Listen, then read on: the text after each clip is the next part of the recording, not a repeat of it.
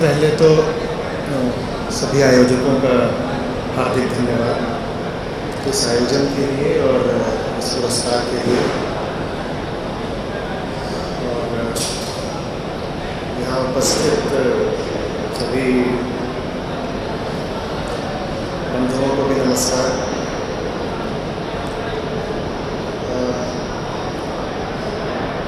ये अवार्ड पर्यावरण के क्षेत्र में दिया जाता है। अब पर्यावरण की जब बात होती है, मैं यहाँ तक कभी आ रहा था, पर्यावरण की जब बात होती है तो हम बात करते हैं जंगलों की, नदियों की, हवा की, भूजल स्तर की, समुद्रों के स्तर की, पशुओं की प्रजातियों की, कितनी संख्या बची है जो बहुत खतरे में प्रजातियां हैं उनकी, कितने बाघ अभी बचे हुए हैं, हवा कितनी जहरीली हो गई है, नदियाँ कितनी दूषित हो गई हैं। हम ये बात करते हैं और ये बातें बाहरी तौर पर सूचना देने के लिए अच्छी होती है। ये जितने अभी हम आंकड़े कह रहे थे, ये अच्छे सूचकांक हैं, इंडिकेटर्स हैं। लेकिन क्या पर्यावरण को बचाने के लिए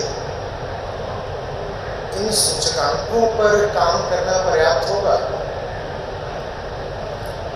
जो कुछ छोटा समय, कुछ मिनट मेरे पास है, उनमें मैं आपसे कुछ सवाल पूछना चाहूँगा।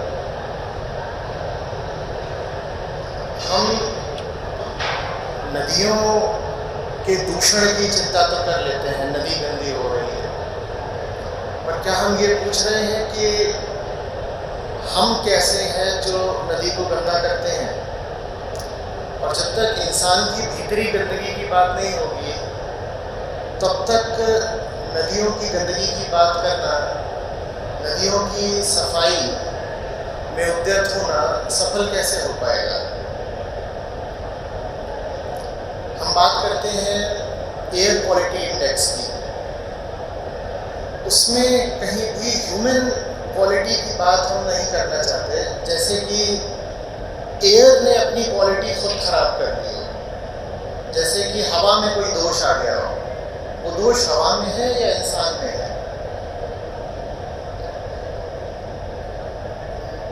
सारी बातें हम बाहर की दिशा में करना चाहते हैं।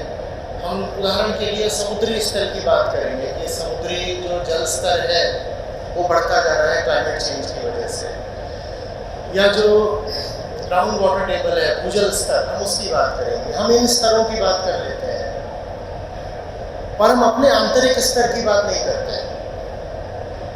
हमारा कैसा स्तर है कि ये सारी आपदाएं हमने इस पृथ्वी पर ला छोड़ी हैं। क्योंकि अभी जितनी भी इन्वायरमेंटल डैमेज है, जिसमें विशेषतः क्लाइमेट क्राइसिस का नाम है, वो एंथ्रोपोजेनिक है, वो मनुष्य द्वारा बरपाया गया कहर है।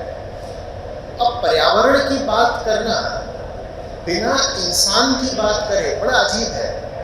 हम बाघों की गिनती कर रहे हैं, कितने बाघ बचे हैं, हमारे भीतर कितनी हिंसा बची है उसकी गिनती नहीं कर रहे। तो बाघों को गिनने से अपने आप में कोई लाभ नहीं हो जाएगा। मैंने कहा उससे सूचना तो मिल सकती है, वो लक्षण है एक प्रकार का, पर उससे लाभ नहीं हो जाएगा। हम एक्सट्रीम वेदर इवेंट्स तो गिन लेते हैं,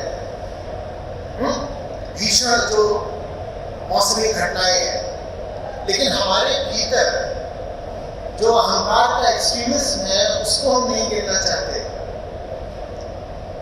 जो भीतरी बिंदु है जहां से सारा बाहरी विनाश हो रहा है, हम उसकी ओर देखना ही नहीं चाहते हैं, उसकी ओर बिल्कुल अंधे होकर रहना चाहते हैं। ऐसे में पर्यावरण की सुरक्षा बड़ा मुश्किल पड़ेगा।